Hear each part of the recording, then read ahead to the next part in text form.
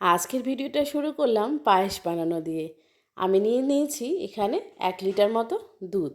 আর এই দুধটা কিছুটা জল মিশিয়ে তারপর কিন্তু এই হাঁড়িতে আমি বসিয়ে দেব। তো বন্ধুরা, আজকে হচ্ছে রাস পূর্ণিমা, আর আমার সকল বন্ধুদেরকে জানাই রাস পূর্ণিমার অনেক অনেক শুভেচ্ছা। তো পূর্ণিমার দিনটা যেহেতু খুব শুভ দিন, ভালো দিন, এই জন্য বাড়িতে ঠাকুর থাকলে ঠাকুরকে ভোগ দেওয়া তো খুবই ভালো। আর অনেকেই মন্দিরে যায়, তবে আমাদের এখানে কুচবিহার মদনমোহন মন্দিরে তো প্রচুর ভিড়, সারা দিন ভিড়, কারণ আজকে রাস পূর্ণিমা। আর আমার বাড়িতে যেহেতু ঠাকুর রয়েছে আর আমি আজকে লক্ষ্মী গণেশ পুজো করব, তো তার জন্য আমি এখানে বসিয়ে দিয়েছি পায়েস। তারপর এখানে আমি চাল ডাল সব কিছু নিয়ে নিলাম, তেল যা যা কিনেছি আর কি। তো সব কিছুই আলাদা করে কিনে নেওয়া হয়েছে, যেহেতু আমি এই সব দিয়ে ভোগের উপকরণ তৈরি করব। আর এই দিকে আমি বসিয়ে দেবো খিচুড়ি, তার জন্য শুকনো লঙ্কাটাও নিয়ে নিলাম। তো সব কিছুই আমার রেডি হয়ে গেছে। এবার আমি একটা বড় সাইজের কড়াই নিয়েছি। তো সাধারণত আমরা যেরকম কড়াই রান্না করি তার থেকেও বড় কড়াই নিয়ে নিয়েছি খিচুড়ি করব বলে। এদিকে পায়েসের দুধ ভালো করে জাল দেওয়া হচ্ছে, আর আমি এদিকে দুধটা জাল হয়ে গেলে পায়েসের জন্য চাল ভিজিয়ে রেখেছিলাম, ভোগ চাল, সেটা ধুয়ে দিয়ে দিলাম। পায়েস বানানো তো খুবই সহজ, সেটা আর কি বলবো। তারপর আমি কিন্তু এখানে চিনিও দিয়ে দিয়েছি, আর হচ্ছে খেজুর গুড় দিয়ে পায়েসটা আমি করেছি। তো এদিকে কড়াই বসিয়ে দিয়েছি খিচুড়ির জন্য, দিয়ে দিয়েছি তেল, পাঁচফোড়ন, আর দিয়ে দেবো শুকনো লঙ্কা। আসলে কি হয়, প্রথমে ভেবেছিলাম যে ছোট কড়াইয়ে ঠাকুরের জন্য ভোগ করব আর পরে সবার জন্য খিচুড়ি করব। তো এদিকে যদি পরে করি তাহলে অনেকটাই দেরি হয়ে যায়। তো তার জন্যই একবারই খিচুড়িটা করে নিচ্ছি। আর এদিকে নিয়েছি চাল আর মুগ ডাল, ভালো করে ধুয়ে নিয়ে আমি এখানে বসিয়ে দিলাম। আর শুকনো লঙ্কা কিন্তু অলরেডি দিয়ে দিয়েছি, শুকনো লঙ্কা, তেজপাতা, পাঁচফোড়ন। এবার চাল আর ডালকে ভালোভাবে ভেজে নিতে হবে, উপর নিচ করে ভেজে নিতে হবে। তো আমি যখন ভাজছিলাম আর কি, তখন আমার সাথে কথা বলছিল যে কতখানি মানে কম পড়বে কিনা এই সব ব্যাপারে আর কি। তো দেখো আমি কিন্তু একদম মানে পরিমাণ মতো নিয়ে নিয়েছি। এখানে চাল ডাল সব ভালো করে ভেজে নিতে হবে। তারপর দিয়ে দিয়েছি জল, আর তারপর দিয়ে দিচ্ছি আদা বাটা, একটু বেশি করে আদা বাটা দিতে হবে। আর নিরামিষ রান্না আর ঠাকুরের জন্য ভোগ তৈরি করতে গেলে কিন্তু খুব বেশি মশলার একদমই প্রয়োজন হয় না। যেমন তেমনভাবে করলেও কিন্তু ঠাকুরের ভোগ এমনিতেই খুব ভালো হয়। তো সব কিছু ভাজা ভাজা করে জল দিয়ে দিয়েছি। ব্যাস, এদিকে খিচুড়িটা আস্তে আস্তে হতে থাক, আর মা এদিকে আমাকে লুচি বেলে দিচ্ছে। তো দেখো আমার মায়ের হাতের লুচি বেলাগুলো, মা না গোল করে ভাজে না, মানে বেলে না, মা সবসময় এরকম লম্বা করে বেলে। তো তেলে দেওয়ার সাথে সাথে কিন্তু লুচিকে আর উল্টোতে হয় না, লুচি অটোমেটিক উল্টে যায়। তো একটু বড় কড়াই যদি এটা করা যেত তাহলে একবারে 4-5টা করে লুচি ভাজা হতো। তো আমি কিন্তু এখানে দুটো দুটো করে লুচি ভেজে নিচ্ছি। তো এই যে দেখো লুচি, লম্বা লম্বা লুচি, কে কে এরকম লুচি ভেজেছো বলবে কিন্তু। তারপর দেখো আমি লুচি টুচি ভেজে খিচুড়ি নামিয়ে একদম রেডি সেডি হয়ে নিলাম। তো একটা শাড়ি পরে নিয়েছি, এই শাড়িটা কিন্তু এটাও আমার আগের শাড়ি।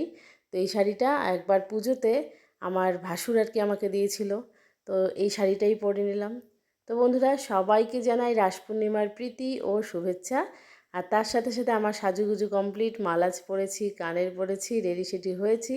আর এখন যাব পুজোর ঘরে, ঠাকুরের সমস্ত আয়োজন করতে হবে। চলো তাহলে।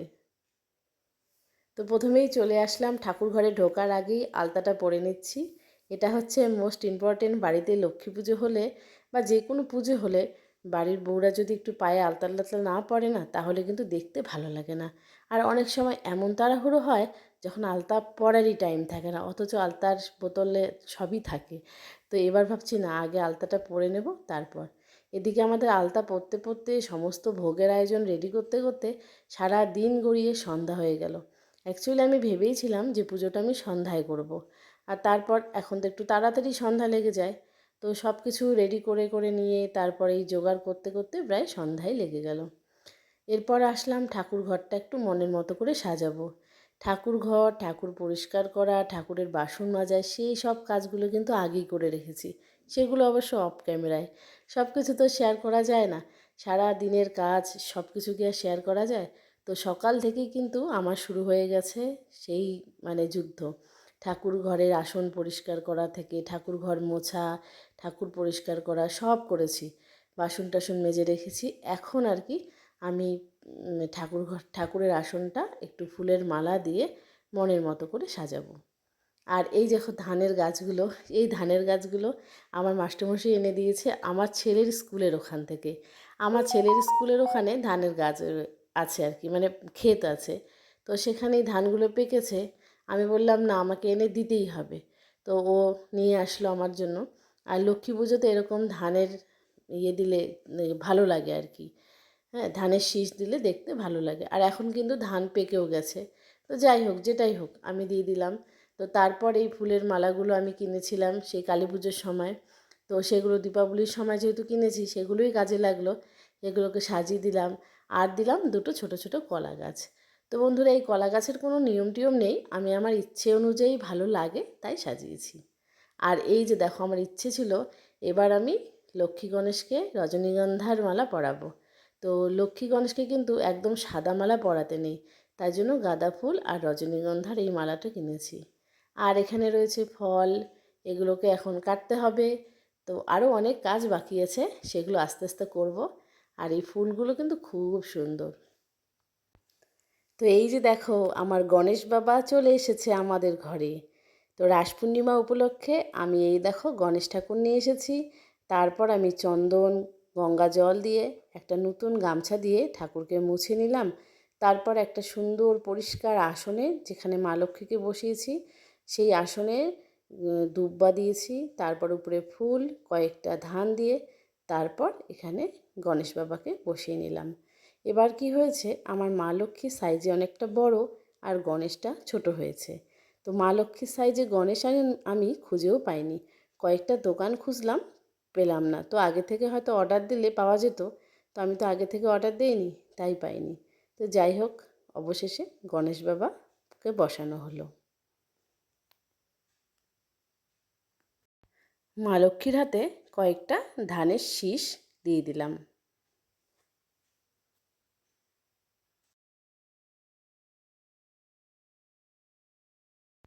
ঠাকুর ঘরের কাজ গুছিয়ে আবার চলে আসলাম নিচে। আমার কিন্তু অলরেডি খিচুড়ি, লুচি এসব হয়েই গেছে। তো তার মধ্যে আবার মা আমাকে একটু খইয়ের মুরকিও করে দিয়েছে। তো মাও আমাকে আজকে একটু হাতে হাতে হেল্প করছে, কারণ সারা দিনের ব্যাপার তো অনেকটাই সময় লাগে সব কিছু গুছিয়ে নিতে। তো এদিকে লুচি হয়েছে, আর এই খইয়ের মুরকিটা এটা আমার মা করেছে। তো এদিকে হয়েছে, এখন ভাজাগুলো করতে হবে। আর এদিকে আমার আলু ভাজাও হয়ে গেছে। তো সব কিছু মোটামুটি। আর এদিকে পায়েসটা হয়েছে, আর পায়েসের মধ্যে আমি খেজুর গুড় দিয়েছি। এখন আলু ভাজা হচ্ছে, আর হবে এরকম বেগুন ভাজা, আর করব ফুলকপি ভাজা। আর এই যে বাঁধাকপির ঘন্ট, তো এই বাঁধাকপির ঘন্ট করতে আবার অনেকটা কিন্তু টাইম লেগে যাবে। তো যাই হোক, বাঁধাকপিগুলো সব কাটা হয়েছে, তো মা এসেই কাটা বাছাগুলো করলো। হ্যাঁ, তো এই কাটাকুটি পর্বটা মা আর কি সেরে নিল। তো সব কিছুই মোটামুটি রেডি। তো এই দেখো, বেগুন ভাজা হচ্ছে। বেগুন ভাজা হয়ে গেলে, সব রকমের ভাজা হয়ে গেলে, তখন আবার এই ভোগগুলো উপরে নিয়ে যাব। তো বন্ধুরা, আমি উপরে চলে এসেছি, ঠাকুর ঘরের অনেক কাজ গুছিয়ে নিলাম।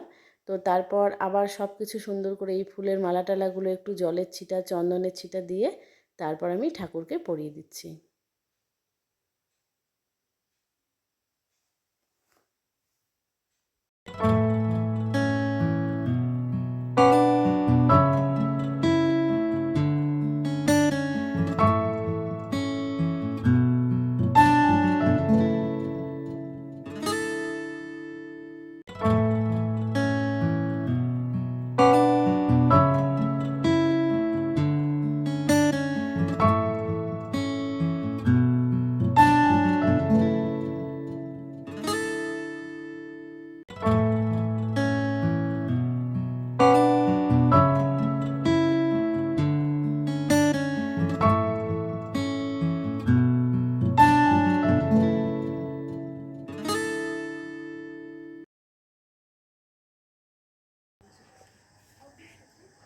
অফিস রাত্রিবেলা কোনটা অফিস করে?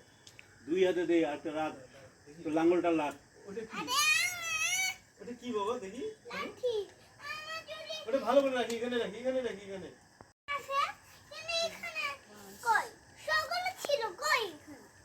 থাকবে থাকবে। বাবা ওই থালাটা দাও। এখানে রাখো, এখানে রাখো। তো আমাদের ভোগের আয়োজন কমপ্লিট হয়ে গেছে, আর এদিকে ঠাকুরঘরটাও আমি মনের মতো গুছিয়ে নিয়েছি। এখন সমস্ত কিছু ছাদের উপরে নিয়ে আসা হয়েছে, যেহেতু আমার ঠাকুরঘরটা উপরেই।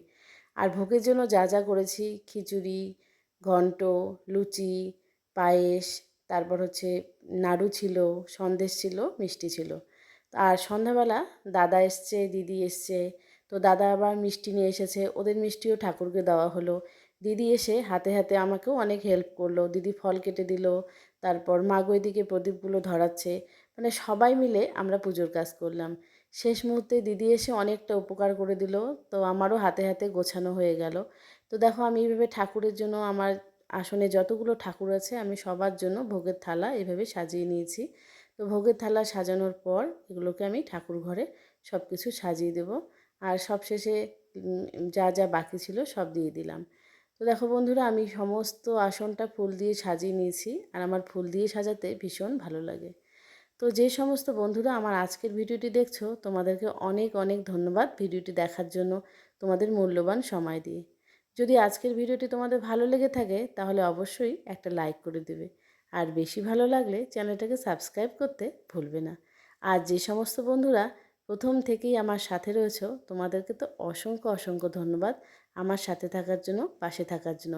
এভাবেই যেন আমার ছোট্ট চ্যানেলটা আস্তে আস্তে অনেক বড় হয়, আর আমরা এগিয়ে যেতে পারি।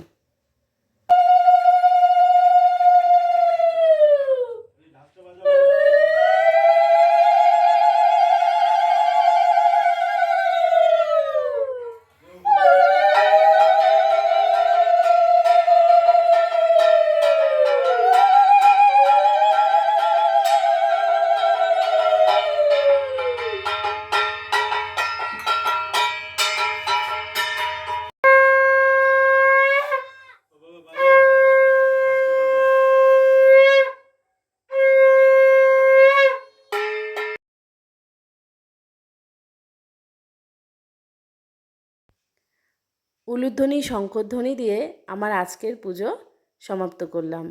আর আমি এখানে লক্ষ্মী গণেশকে একটু সিঁদুরের টিপ ধরিয়ে দিলাম। তো বন্ধুরা, পুরোহিত ছাড়াই আমি যেভাবে পারি আমি সেভাবেই পুজো করলাম। আমার মনের ভক্তি দিয়ে, শ্রদ্ধা দিয়ে আমি ভগবানকে পুজো দিলাম। আমার খুব ভালো লাগে এই ঠাকুর ঘরটাকে ফুল দিয়ে সাজাতে, নিজের হাতে ভোগ করে ভগবানের কাছে দিতে।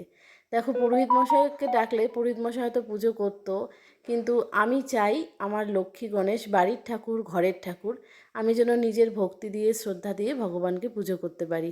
তাই আমার যতটুক সামর্থ্য, আমার যতটুক মানে আমি পারি, আমার সর্বস্ব শক্তি দিয়ে আমি চেষ্টা করি ভগবানকে সন্তুষ্ট করার জন্য। আর আমি এই যে এখানে হাঁড়িটা দিয়েছি, এখানে দিয়েছি পায়েস ভোগ। আর আমার ছোটুও দেখো প্রণাম করলো ঠাকুর ঘরে এসে, তারপর আমার মেয়ে প্রণাম করলো, আর বাইরে থেকে সবাই প্রণাম করে নিয়েছে। তো বন্ধুরা, আমার আজকের পুজোটা তোমাদের কেমন লাগলো অবশ্যই কিন্তু কমেন্ট করে জানাবে। আর আমাদের কুচবিহারে কিন্তু আজকের থেকে রাস উৎসব শুরু হয়ে গেছে। তাই আমার সকল বন্ধুদেরকে রইল রাস পূর্ণিমার প্রীতি ও শুভেচ্ছা। আর যারা যারা আসোনি কুচবিহারে, তোমরা সবাই আসবে রাস পূর্ণিমায় আর রাসের মেলা দেখতে। আর এই হলো আমার পুজো আর ভগবানের জন্য ভোগ। কেমন হয়েছে অবশ্যই কিন্তু কমেন্ট করে জানাতে ভুলবে না।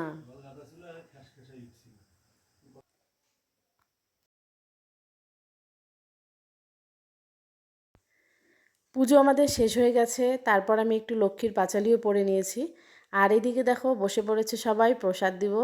তো এই যে আমার ভাসুর, তারপর আমার মাস্টারমশাই, ভাস্তি, ছোটু, আমার মা প্রসাদ খাচ্ছে আর কি, সবাইকে দেওয়া হচ্ছে।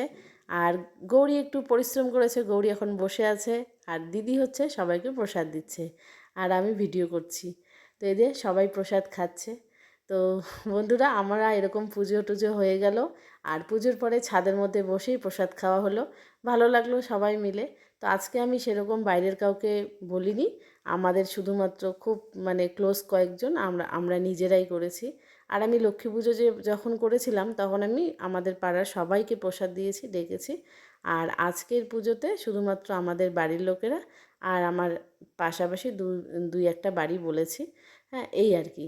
তো সেরকম কিছু করিনি। আর অনেকেই আছে, মানে কয়েকজন আছে আমাকে স্পেশালি খুব ভালোবাসে, তাদেরকে আমি প্রসাদ তাদের বাড়িতে পাঠিয়ে দিয়েছি। তো সেভাবে আর কাউকে ডাকা হয়নি।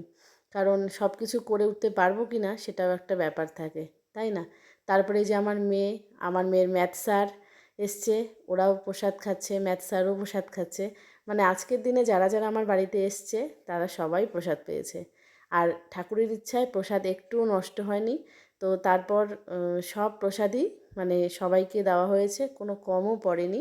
তো যা যা আয়োজন করেছি একদম ঠিক হয়েছে। এর আগের দিনও লক্ষ্মী পুজোর প্রসাদ একদমই নষ্ট হয়নি, সব আয়োজনই মানে সবাইকে খাওয়াতে পেরেছি। তো বন্ধুরা দেখো, প্রসাদ টসাদ তো তুলে নিয়েছি, আর আমার ঠাকুর ঘরটা তো সব কিছু আমি আবার প্রসাদ তোলার পরেও ঠাকুর ঘরটাকে একটু পরিষ্কার করে নিলাম। আর এই যে সুন্দর করে সব কিছু পরিষ্কার করে নিয়েছি, আর প্রদীপগুলো যতটা মানে সারা রাত জ্বলতে পারলে তো ভালো হয়। তো আমি আবার একটু করে তেল দিয়ে নিলাম যাতে প্রদীপটা জ্বলে। তো এইভাবে ঠাকুরের প্রসাদ তুলে নিয়ে ঘরটার মুছে একদম পরিষ্কার করে নিয়েছি। তো আমাদের পুজো তো হয়ে গেছে, অনেকক্ষণ হয়ে গেল, প্রসাদ খাওয়াও হয়ে গেছে। আর এখন আমি আবার অনেককে পাঠিয়ে দিয়েছি, মানে লক্ষ্মী পুজোতে যাদের আর কি খাওয়াতে পারিনি তাদেরকে এই পুজোতে পাঠিয়ে দিয়েছি। তো এখন মোটামুটি 11টার মতো বাজে, এখন শাড়ি টাড়ি খুলবো, কানের টানের খুলবো। তো ছোটু এদিকে ভীষণ যন্ত্রণা করছে। তো বন্ধুরা, আজকের ভিডিওটা আমি এখানেই শেষ করছি। দেখা হবে নতুন একটা ভিডিওতে। ততক্ষণের জন্য সবাই ভালো থেকো, সুস্থ থেকো, বাই বাই।